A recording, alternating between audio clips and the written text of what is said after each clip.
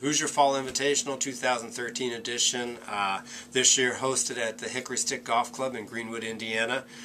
Hickory Stick, a links type course, lots of elevation changes. The trick to Hickory Stick is going to be twofold. Number one, putting your ball in position on the greens, which is fairly obvious at every golf course, but very, very essential at Hickory Stick because number two, the greens have lots of ridges. They're fairly large, lots of slope, so the emphasis is going to be on the scoring irons and just keeping the ball in play and giving yourself the best opportunities for birdies. This year, as in past, we've had a great field. No exception this year. We've got a lot of Big Ten flavor in there with Illinois, Minnesota, Penn State, Nebraska, Indiana. Louisville is making a second trip up here for the fall. Excuse me. We've got Eastern Michigan, Illinois State, Boston College, Rutgers in one of their first Big Ten events. So a really good field. Illinois coming off a sweep victory at Iowa's tournament this past weekend. They played very, very well.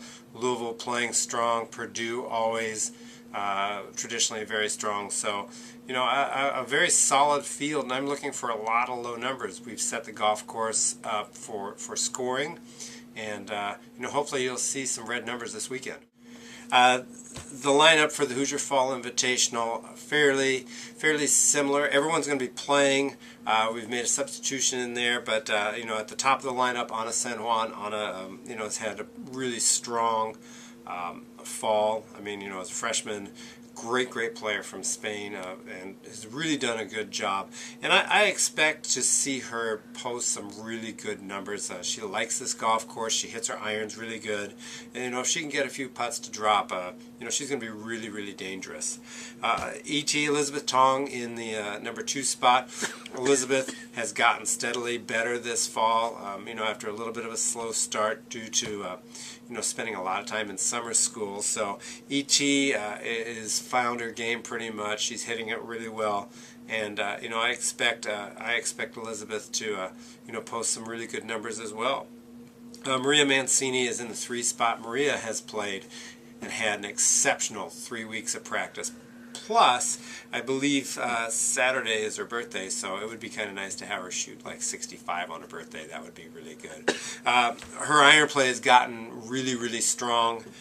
She's hit the ball really well, and she's done a lot of work, so it's good to see her in that 3 spot. In the number 4 spot, Teresa Ann Jedra is making her debut. Teresa Ann had an absolutely rock star qualifying, posting really solid numbers. TA, as we call her, hit the ball really well, hit it close a lot of times, gave herself lots of opportunities, and so it'll be exciting for her to get her first start here for the Cream and Crimson. Sophie Hayashi is in the 5th spot. Sophie has worked hard on her game as well. Sophie has done a lot of work with her irons and her wedges and really working on her routine. And Sophie is hitting it and doing all the things that she needs to do to score well. We've got Cameron Clawwitter and Sarah Dussman playing in the event as well. Both those players have also put in a lot of work. Cameron is really working on a significant swing change, which we saw this morning do a lot of good work. Ball flight going lower, getting much more distance. So it'll be exciting to see Cam put this into play at the tournament. Sarah has worked very, very hard in terms of her management and what she is doing on the golf course, the decisions that she's making, and just trying to make the game as easy as possible. So, I think you'll see really, really good play top to bottom from the lineup based off the work that the girls have put in the last couple of weeks.